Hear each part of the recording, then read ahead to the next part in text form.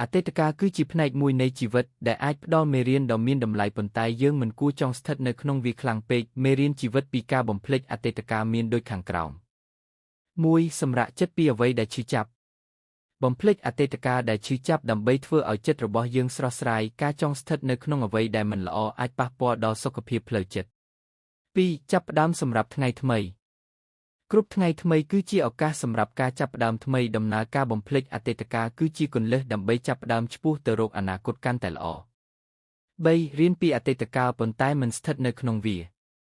អតីតកាលអាចជាមគ្គុទ្ទេសក៍ប៉ុន្តែមិនអាចគ្រប់គ្រងអនាគតរបស់យើងបានទេចំណុចសំខាន់គឺការរក្សាអត្តនោម័តច្បាស់លាស់ក្នុងបច្ចុប្បន្នភាព 4. ជីវិតមិនមានអ្វីល្អសម្រាប់អ្នកដែលមិនអាចបំភ្លេចបានការចងភ្ជាប់ចិត្តនឹងអតីតកាលអាចធ្វើឲ្យយើងបាត់បង់ឱកាសសម្រាប់រឿងល្អថ្មីដូច្នេះការបំភ្លេចជាបទពិសោធន៍នៃការទទួលយកអ្វីថ្មី 5. បំភ្លេចដើម្បីរស់នៅស្រឡាញ់និងសុខសាន្តការបំភ្លេចអតីតកាលអាចជាការផ្ដោតសំខាន់ទៅលើការរស់នៅបច្ចុប្បន្ននិងការចូលរួមក្នុងទំនាក់ទំនងដែលមានន័យជាងបន្តគិតគូរទៅលើអ្វីដែលអាចធ្វើឲ្យថ្ងៃនេះល្អប្រសើរនិងសំខាន់ចំពោះជីវិតរបស់អ្នកមេរៀនជីវិតពីការបំភ្លេចអតីតកាល 1. មិនអាចផ្លាស់ប្ដូរអតីតកាលបានអ្វីដែលកើតឡើងទៅហើយគឺជាចំណែកមួយនៃប្រវត្តិសាស្ត្រដែលមិនអាចផ្លាស់ប្ដូរឬស្គាល់ឡើងវិញបានវាជាមូលហេតុមួយដែលយើងគួររៀនសូត្រពីវាតែបន្តទៅមុខ 2. រស់នៅបច្ចុប្បន្នភាពការចង់ស្ថិតក្នុងអតីតកាលអាចបង្កអារម្មណ៍សោកសៅនិងបន្តការរីកចម្រើនការចាប់ផ្ដើមសកម្មភាពបច្ចុប្បន្នអាចជាផ្លូវដ៏ល្អសម្រាប់អនាគត 3. ទទួលយកនិងរំលត់យល់ថាអតីតកាលគឺជាមេរៀនមួយដែលបានបង្រៀនស្ដីពីជោគវាសនានិងជោគជ័យការបំភ្លេចមិនមានន័យថាអាចភ្លេចចោលនៅអ្វីដែលបានរៀននោះទេ 4. ចងចាំតែបុព្វហេតុជោគជ័យបើអតីតកាលមានការលំបាកនោះជាឱកាសដ៏ល្អសម្រាប់រៀនពីភាពបរាជ័យនិងរួចមកវិញជាលើកក្រោយ 5. កំណត់គោលដៅថ្មីការសម្លឹងទៅមុខនិងការកំណត់គោលដៅថ្មីនឹងជួយឲ្យមានភាពងាយស្រួលក្នុងការលះបង់ពីអតីតកាល 5. អតីតកាលមិនស្មើនឹងអនាគតទោះបីអតីតកាលមានបែបណាក៏អនាគតនៅតែអាចបែងបែកដោយសកម្មភាពបច្ចុប្បន្ន 7. បង្កើតភាពសុខដុមគ្នានឹងខ្លួនឯងការទទួលយកនិងបំភ្លេចអតីតកាលអាចជួយកាត់បន្ថយការរើរិះនិងស្ដីបន្ទោសខ្លួនឯងតើអ្នកមានចំណេះដឹងឬការចូលរួមបន្ថែមលើប្រធានបទនេះទៀតដែរឬទេ